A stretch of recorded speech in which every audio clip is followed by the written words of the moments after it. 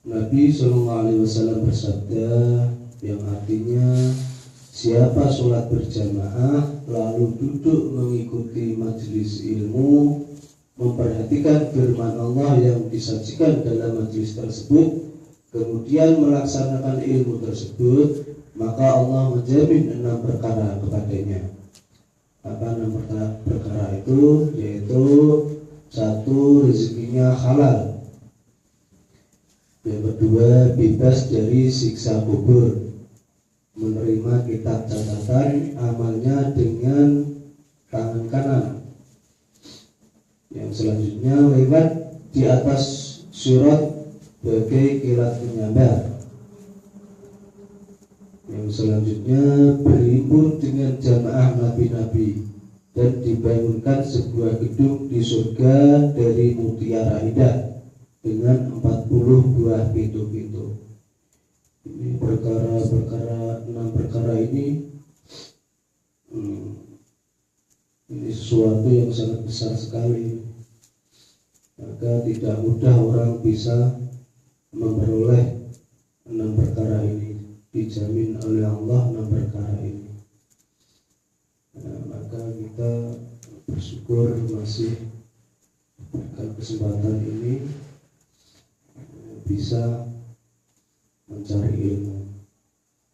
Bahkan mencari ilmu ini adalah sangat wajib, fardu ain, yang mana fardu ain adalah setiap kepala yang itu sudah mukallaf, sudah balik, laki-laki maupun perempuan, di mana kita berada diwajibkan untuk mencari ilmu.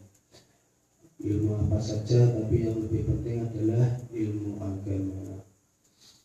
Karena agama ini adalah untuk mengatur kehidupan kita. Kita hidup tanpa aturan ya seenaknya aja, seperti orang yang tidak punya agama, mau berbuat ini, berbuat itu, tak ada pikiran, tak ada masalah. Tapi kita orang yang punya agama ya jangan meniru orang yang tidak punya agama. Mau orang punya agama seenaknya saja terserah. Karena kita punya agama, punya aturan, ya harus ikut aturan-aturan agama. Karena agama ini akan menyelamatkan kita. Bismillahirrahmanirrahim. Qala al-mu'allifullah rahimallahu ta'ala wa nafa'ana bihi wa bi ulumihi fid dharain ajma'in ya rabbal alamin. Rabbi shrah li sadri wa yassir li amri wahlul 'uqdatam min lisani yafqahu qawli. Amin ya rabbal alamin. Qala al-mu'allifu hadzal kitab Safinatun Najah al-Fatihah. A'udzu billahi minasy syaithanir rajim. Bismillahirrahmanirrahim. Alhamdulillahi rabbil alamin arrahmanir rahim maliki yaumiddin iyyaka na'budu wa iyyaka nasta'in ihdinas siratal mustaqim siratal ladzina an'amta 'alaihim ghairil maghdubi 'alaihim waladdallin. Amin. Ilmu kita ini akan bertambah, kita bisa tahu di saat kita keluar dari rumah, di saat kita berkumpul dengan orang-orang yang dulu kita tidak tahu. Karena berkumpul dengan orang-orang, maka yang kita tidak tahu menjadi tahu. Itulah pentingnya ilmu. Ilmu adalah sesuatu yang tidak kita tahu, kita jadi tahu. Setelah tahu, kita amalkan. Karena kerusakan di dunia ini yang besar, yaitu orang yang tahu tidak mengamalkan dengan orang yang tidak tahu tapi mengamalkan. Karena caranya ada orang yang tahu ini haram, ini halal, dia tahu tapi tidak melakukan. Yang kedua, orang yang tidak tahu tapi mengamalkan. Contoh orang yang mungkin sholat beribadah tidak tahu syarat rukunnya, yang penting sholat sedang sengking, nggak tahu ini membatalkan apa enggak, ini rukun apa sunnah nggak tahu, maka itu adalah dua kerusakan. Maka setan aja itu takut kepada orang yang berilmu tapi dia tidur, dibandingkan dengan orang yang ibadah tapi dia tidak tahu. Maka pentingnya orang tahu ini, orang yang berilmu. Maka dari itu kitab ini adalah saya mengaji ini dengan ilmu Jawa, dengan kata-kata Jawa. Maka nanti yang di saat saya membahasakan Indonesia mungkin ada yang tidak paham, kurang benar, mari kita sama-sama benarkan. Intinya kita sama-sama belajar, kita paham apa yang saya terangkan. Kitab ini juga lama sekali, ini saya juga sama-sama bareng mengulang yang dulu tidak saya buka, kita buka bareng-bareng. Maka dari itu mari kita awali. Faslun al-ma'u qalilun wa kasirun, al-qalilu madunal kullataini. Al-ma'u tawi banyu qalilun iku ana kalane sithik, wa kasirun lan ana kalane akeh. Al-qalilu tawi banyu sithik iku maun banyu dunal kullataini kang kurang 2 kula. Wal kasiru utawi banyu akeh iku wal kasiru utawi banyu akeh kulatani iku 2 kula. Taksara mongko luwe akeh sangka 2 kula. Al-qalilu utawi banyu sithik yatanajjasu iku dadi najis apa qalil biwukuin najasati kelawan tumibane pira-pira najis fihi ing dalem qalil. Wa illam yataghayyar senajan ora uwah apa qalil. Wal ma'u tawi banyu al-kasiru kang akeh iku la yatanajjasu ora dadi najis apa kasir illa idza taghayyara angin tatkalane uwah apa tok munggu rasane kasir aulunu tok munggu rasane kasir au launuhu utawa warnane kasir au rihuhu utawa gandane kasir. Al-murad artine tuya punika kapirang dados kalih rupinipun. Satu arane tuya kedhik, yang kedua arane tuya kathah. Selajeng ingkang dipun wastani toya gedhe inggih punika toya ingkang kurang saking 2 kula. Wondene ingkang dipun wastani toya kathah inggih punika toya ingkang sampun wonten 2 kula utawa kapara langkung kathah saking 2 kula. Ini masalah banyu ini juga penting karena menyangkut sesuci. Karena sesuci ini juga menyangkut sholat kita. Jadi air itu ada 2 macam, yaitu air sedikit dan air banyak. Yang disebut air sedikit itu air yang kurang dari 2 kula, maksudnya 2 kula bukannya kulanya 2 enggak. Ya, intinya yang 2 kula itu adalah naiknya mungkin sekitar 60 cm, lebar panjang 60 cm sekitar itu. Jadi seandainya air sedikit itu yang kurang 2 kula tadi, seandainya kayak saember itu kan kurang dari 2 kula. Seandainya untuk buat menghilangkan sesuci atau hadas kecil atau hadas besar itu tidak menjadikan hadas hukumnya itu hilang karena tidak memenuhi air suci. Itu yang namanya air sedikit. Yang kedua yaitu air banyak, yang mana aturan air banyak yaitu air yang sudah memenuhi syarat yaitu 2 kula atau lebih. Ya seandainya ember itu kan kurang 2 kula, tapi posisinya dari keran itu tumpah terus, airnya mengalir terus, itu juga bisa dikatakan air itu bisa 2 kula atau posisi langsung ke keran. Jadi itu bisa dikatakan 2 kula atau air itu mengalir walaupun ada najis, tapi posisi air itu mengalir tetap itu bisa untuk menghilangkan hadas kecil atau hadas besar. Itu yang namanya air.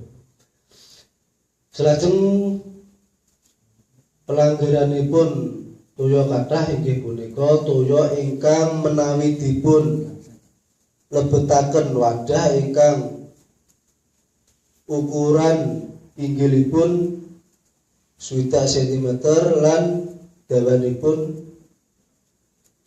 60 cm saha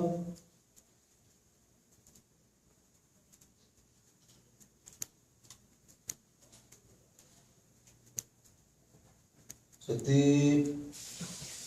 panjang lebar 60 cm lan toya kala wau saged ngebai dateng wadah kala wau utawi menawi toya kala wau dipun timbang sampun wonten yaitu 216 liter. Jadi yang dinamakan pelanggaran, yaitu pelanggaran itu aturan yang dinamakan air banyak itu adalah seandainya air itu berada di dalam suatu wadah, yang mana wadahnya itu harus lebar panjangnya itu ada ukurannya 60 cm. Itu kalau berada dalam wadah. Kalau kayak mengalir yang udah nggak ada aturan itu pasti air banyak. Wondene menawi toya sekedhik ketibanan najis sinausa toya kala wau boten uwah punika hukumipun najis. Ini seandainya air itu sedikit, walaupun gak kena najis, bahwa itu najisnya berupa kecipratan atau kejatuhan, walaupun tidak uah, tidak bau, tidak airnya tidak keruh, tetap itu hukumipun adalah najis walaupun kejatuhan sedikit yang mana tidak merubah air, tetap najis karena hukum airnya adalah sedikit. Selajeng toya ingkang kathah menawi ketibanan najis punika boten najis kejawi toya kala wau uwah saking arah raosipun, warnanipun utawa saha gondonipun. Ini tadi sudah saya jelaskan. Jadi walaupun air itu banyak, walaupun kena najis, seandainya dalam bak tapi posisinya enggak sampai muntah airnya, tapi kalau satu bak airnya diem posisinya satu bak tadi yang mana ukurannya 60 panjang lebarnya, kejatuhan najis yang mana najis itu bisa merubah air tadi. Tadi airnya jernih, sekarang kena najis yang mana najis itu bisa merubah airnya, yaitu warnanya berubah dan baunya air tadi kok baunya bisa seperti ini. Jadi dua yang namanya satu bak tadi walaupun ukurannya 60, tapi itu adalah najis, yang mana najis itu tidak bisa menghilangkan najis lain. Untuk apa? Pembahasan air sedikit dan air banyak ini mungkin ada pertanyaan. Enggak ada perlu yang ditanyakan. Enggak ada. Misalkan nih air kan ambil dari sumur, terus pakai timba kita masuk ke ember, itu gimana bisa yang ini nggak? Yang penting di kampung kan itu kan ambilnya dari sumur, kita pakai itu kan timba, masuk ke ember yang mengalir, di lubang itu. Ya enggak apa. Biasanya kan kulahnya itu besar. Iya. Kulahnya. Ya tadi udah saya terangkan. Jadi seandainya tempatnya itu udah ada 60 cm lebar panjangnya ataupun lebih, itu dinamakan air banyak.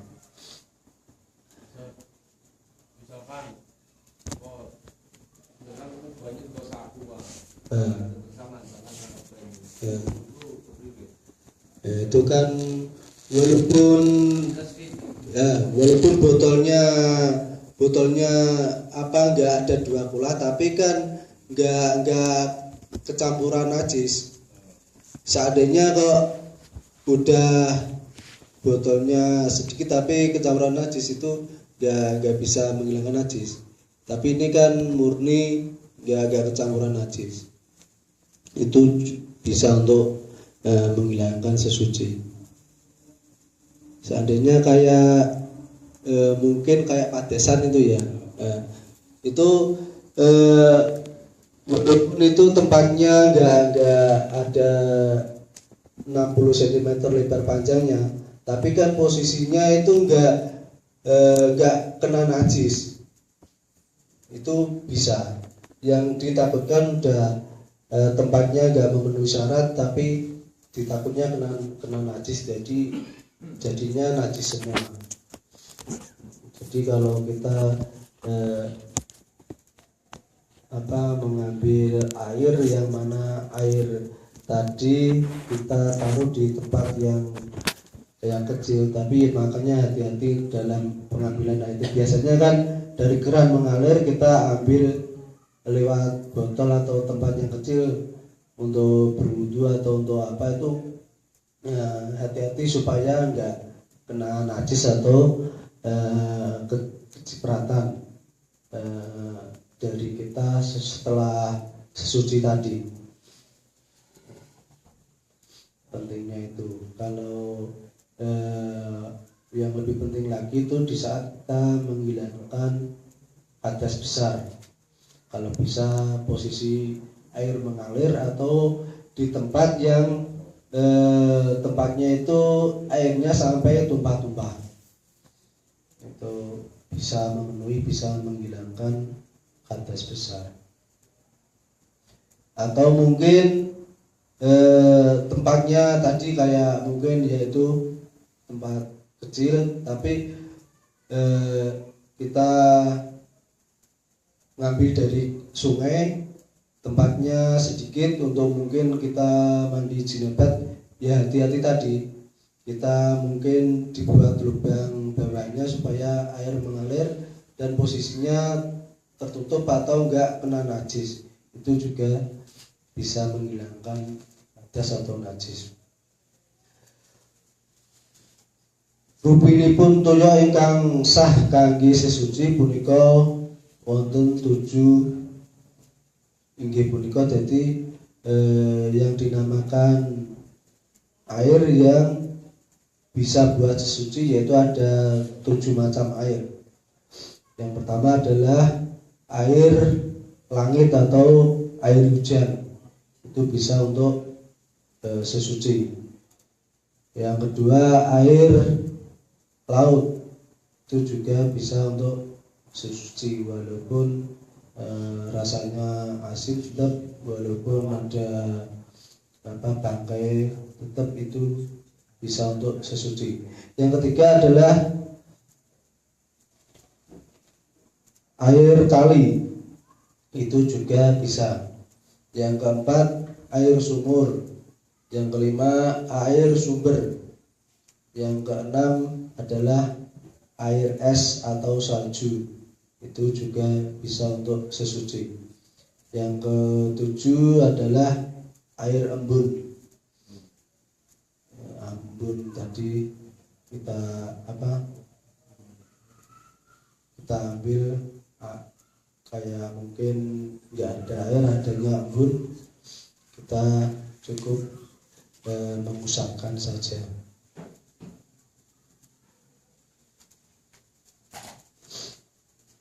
Ada yang diusulkan tentang air?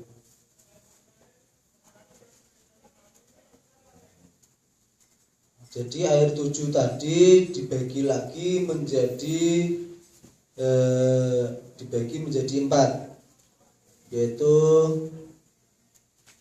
pertama,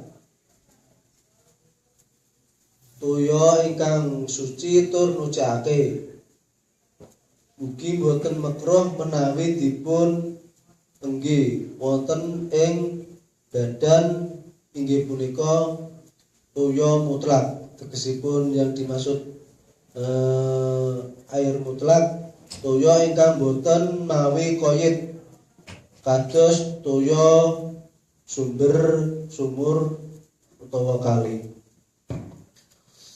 Jadi air 7 tadi yang bisa untuk sesuci itu dibagi lagi menjadi 4. Yang pertama adalah air suci dan menyucikan, dan tidak makruh apabila dibuat untuk bebersih badan, yaitu badan kita. Itu namanya adalah air mutlak. Jadi nggak ada yang dinamakan air mutlak tadi adalah air yang tidak ada koyit-koyit, itu seperti aran. Dan kalau air sumber, air sumur itu adalah membawa nama, yaitu aran, yaitu koyit. Itu pertama, air suci dan menyucikan. Yang kedua, toya ingkang suci tur nucake tapi makruh menawi dipun enggih wonten ing badan, kados dene kadamel siram utawi wudu, lan boten makruh ing dalem salintunipun badan, kados kadamel umbah-umbah saha sanes-sanesipun. Inggih punika toya ingkang tasih panas lantaran srengenge, kanthi toya kala wau wonten ing salebetipun wadah saking mas lan selaka. Wondene menawi sampun adem toya punika boten makruh wonten ing badan. Jadi yang kedua, yang pertama air suci mensucikan tapi tidak makruh. Yang kedua, air suci mensucikan tapi makruh. Karena air ini adalah sifatnya panas karena terkena sengatan matahari. Ini adalah makruh. Karena makruh ini ternyata seandainya air yang kena panas matahari ini bisa mungkin jadi penyakit di kulit. Sesuatu yang dimakruhkan atau apalagi diharamkan tentunya adalah ada suatu mudarat atau suatu bahaya atau kejadian yang tidak baik untuk diri kita. Itu adalah pasti. Jadi kedua adalah air suci mensucikan tapi makruh. Makruh ini ya kita gunakan juga boleh, juga mensucikan, tapi makruh. Ya seperti air yang kena matahari tadi. Yang ketiga, toya ingkang suci nanging boten saged kadamel nuciaken dhateng lintunipun, inggih punika toya mustakmal, tegesipun toya ingkang sampun kadamel nuciake hadas utawi najis. Yang ketiga adalah air suci tapi tidak bisa mensucikan, seperti air mustakmal. Air mustakmal yaitu adalah air yang sudah digunakan untuk menghilangkan hadas atau najis. Ini adalah yang pertama, air suci mensucikan tapi tidak makruh. Yang kedua, air suci mensucikan tapi makruh. Yang ketiga, air suci tapi tidak bisa digunakan untuk sesuci, karena air ini adalah sudah digunakan untuk menghilangkan sesuci. Kayak mungkin kita sesuci dari keran, tapi di bawahnya keran tadi ada ember. Air yang berada di ember ini namanya air mustakmal, yang sudah digunakan untuk sesuci. Air ini suci tapi tidak bisa digunakan untuk mensucikan hadas atau najis lagi. Ini ya namanya air mustakmal yang sudah digunakan untuk sesuci. Yang keempat adalah toya najis, inggih punika. Jadi yang keempat adalah air najis. Air najis yaitu toya ingkang kenging najis utawa toya mutanajis. Menawi toyanipun kedhik, tegesipun boten wonten kalih kulah, punika sinausa boten berubah tetep najis, boten saged kadamel nuciake dhateng lintunipun. Wontene menawi toyanipun kathah, tegesipun wonten kalih kulah utawi kapara langkung, selaginipun boten uwah saking raosipun utawi wernanipun lan gandhanipun, menawi toya tetep suci, saged kadamel nuciake dhateng perkawis litun. Jadi yang keempat yaitu air najis. Udah jelas. Jadi air najis itu adalah air yang tidak bisa digunakan untuk menghilangkan najis, karena air tadi kena najis atau mutanajis. Najis itu udah kena najis, mutanajis terkena najis, yaitu air tersebut adalah air yang sedikit. Jadi air sedikit kena najis, walaupun air tadi tidak berubah, itu tetap najis. Yang mana najis adalah tidak bisa untuk digunakan sesuci. Misalnya seberapa? 9. Sedikit lagi ya. Faslun mujibatul ghusli sitatun ilajul qasyafati ilah.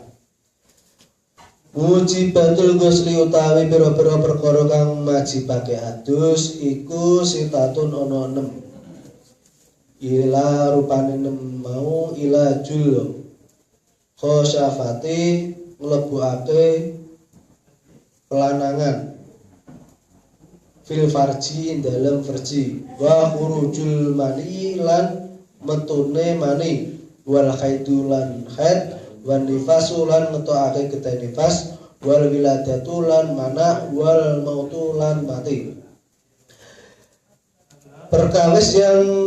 Perkawis majibake adus punika cacahipun wonten 6 rupinipun.